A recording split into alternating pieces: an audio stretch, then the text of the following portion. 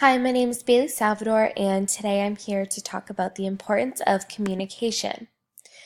Today, in this presentation, we will touch base on the communication that's generalized, the communication styles, our best communication practices, why it's so important in the workplace, and effective communication benefits. Communication, the human connection, is the key to personal and career success. Paul J. Meyer. Communication styles.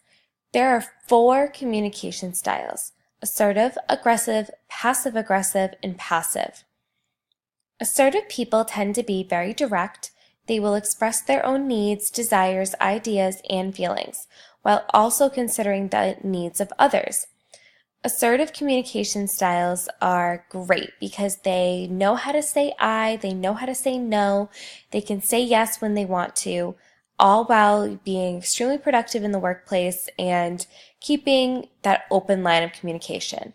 Assertive communication style is the absolute best communication style to have, also, to strive to have and to teach your employees to use this. Aggressive communication style, they tend to be very controlling and intimidating, and they speak very loudly and in a demanding voice. They can often criticize and threaten or attack people, and they definitely tend to blame everyone but themselves for either their mistakes or, if they didn't hear somebody correctly, just whatever it may be. So aggressive people tend to be hard to work with, but the one good thing about them is you definitely always know how they're feeling, and if you get to know them well enough, you can try to work around why they're being so aggressive, but it's definitely a hard communication style to work with. Passive-aggressive communication styles use lots of body language, and this body language is silent treatments, dirty looks, rolling of the eyes.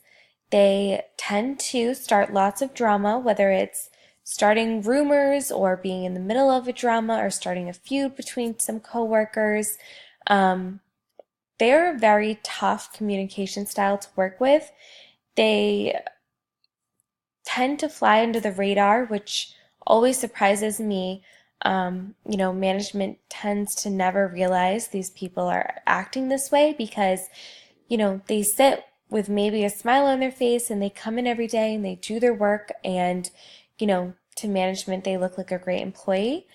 But to, the coworkers, it can be very difficult because, they're technically creating a hostile work environment for them.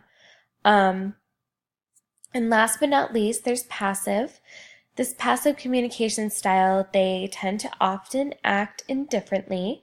They yield to others failing to express their feelings or needs and allowing others to express themselves, and they avoid confrontation. So these guys tend to get very stressed out because they are a yes man. They will take on tasks that they really don't have time for. They will, yes everyone to death. They will act like they're super happy, but then at the end of the day, they're the ones who are extremely stressed out because, they have a hard time expressing their feelings or their needs, and they kind of tend to allow others to express, themselves for them. So that can be difficult. Although these people are great, if there's a problem because they hate confrontation, so they will tend to be very nice and, talk to you about things. But definitely, in my opinion, the absolute best communication style to use would be assertive. Some best practices that I find is being an active listener. I think that if you're not actively listening, when you're paying attention to your phone or you've got one foot out the door because it's 5:05, you can't respond correctly. So if you aren't truly listening, you're not being an active listener, you're kind of distracted, then whatever message your audience is trying to send to you, you are going to not really understand it, and then you're going to send a message back that's, maybe misunderstanding what they're saying, and then they misunderstand you. So being an active listener is the absolute number one best practice when it comes to communication. Customizing communication for each employee or manager that you deal with is also super important and something I truly live by. I think if you can get to know your employees or your managers pretty well, and you can customize the way that you communicate with them, it's super important. And that goes into being adaptable. If your manager is having a really tough day, and usually they love to crack jokes, but today they're annoyed and stressed out and they don't want to crack jokes, you need to know that by being an active listener and being adaptable and being able to realize that it's, you got to be serious in this conversation. There's no cracking any jokes. So that's, a very, very important part of communication. Being adaptable to our audience is also extremely important. I think that, it kind of all ties in. If you're not actively listening, or if you're giving a speech and you plan to give a speech to 25-year-olds and now you're giving this speech to 50-year-olds, you need to adapt. And, if you're making jokes that 25-year-olds would find funny that the 50-year-olds aren't, time to switch it up. Responding in a timely manner is extremely important. I think whether it's texting, emailing, face-to-face communication, a phone call, to me it doesn't really matter how you're communicating, but it needs to be, responding in a timely manner. So an email, sure, that's 24 hours. A text, I would say within 2 hours. I think that in the workplace, everybody's going 100 miles an hour. So if you don't respond quickly, whatever you had to say or the proposal you were giving or the quote is going to be forgotten. Emailing in the workplace is obviously extremely common. Everybody does it. Some simple, little points that I always use and tell my employees to keep them kind of on track is always make sure everything you write over email, you would not care if your boss saw. You need to stay professional. So, no LOLs, no BRBs, there's no abbreviations. We need to make sure everything's written out. We need to make sure there's obviously no swears, no crass language. We need to stay professional. And this, to me doesn't matter if you're writing an email to a friend within your company or a client. You just need to stay professional over email. And especially this goes for when you get upset. Always kill people with kindness and, take a step back and always reread your emails, because sometimes I know when I get mad, I will type out an email that's kind of rude, and then I can go back and reword it and make sure that it's professional and it's nice. But it's tough when you're busy and certain things happen. So just always make sure you wouldn't care if your boss saw. Stay professional. Subject lines are way more important than you think. If Joe Smith is getting a pay raise of $72,000 and he's currently at $68,000, and, you write something like just Joe Smith, it's going to take forever for somebody to find that. Where if you write, Joe Smith pay raise 72 or 65, whenever the pay raise is going to take place, now everybody on that email chain, it makes it very easy for them to find that email. In a pinch, when you need to provide backup, or you need to, make sure that you have something or you can't find something, that's why you always want to make sure that the subject lines are very straight to the point about the email. Anybody could try to find it. They're very important. And Most people don't think that, but once you start working and you're busy and you're trying to find an email, you're going to wish that you took the time to think out the subject line. Always be brief. Format is everything, meaning everybody is running around 24/7. So nobody really has the time to sit down and read a bi-paragraph email. I think that, everything should be brief over email. Formatting is everything. Use spaces, make it look clear. Basically, write an email as if someone were to stop what they were doing and skim your email. They would be able to be like, okay, this is extremely important. I need to take a break and read this.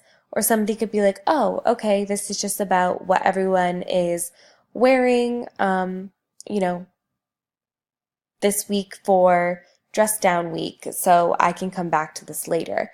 I think that's so important because I know I always tend to stop what I'm doing and, skim something. And if I find it's too long when I'm processing payroll or something, I forget and I don't reread the email until the end of the day. So, especially when they're important, make sure they're brief.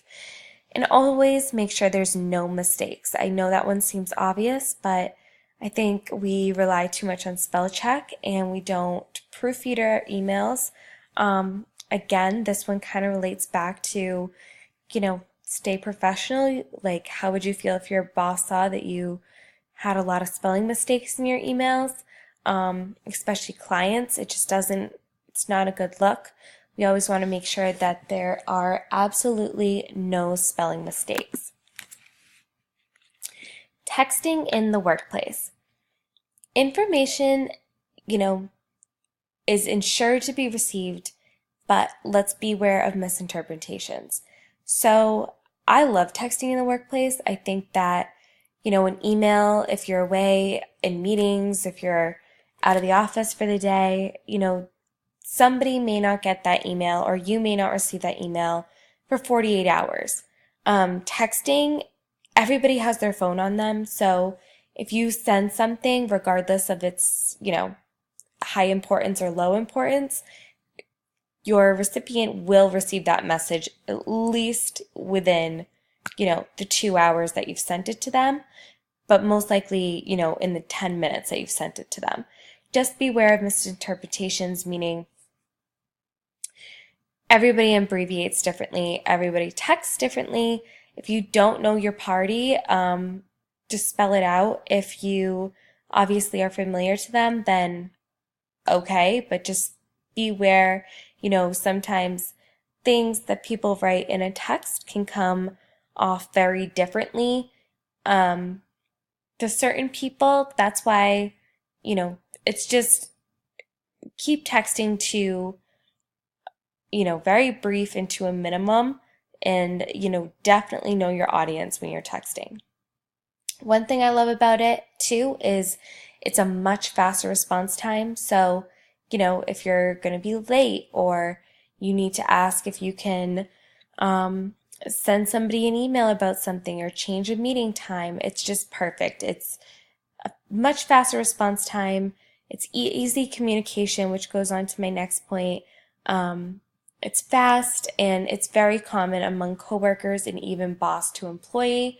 I know that within my company, we, use it to even say if we're going to be late, which I still do like a whole call out policy. But I think if you're going to be late, it's just very helpful to just kind of shoot a text like, coming in 5 minutes late, so sorry, be there soon. It just, if you have to leave your desk for a minute and then you're in a meeting, you're wondering where someone is, it's very helpful. You always want to, like I said before, adapt to your audience when writing your text message. So if you're texting a coworker, maybe it's okay to use emojis and LOLs and abbreviations. But if you're texting your boss, maybe your boss is young and they want to use emojis too, and that's normal. But, maybe your boss is a lot older and they find emojis and stuff like that unprofessional and, kind of weird. So in that sense, you always want to adapt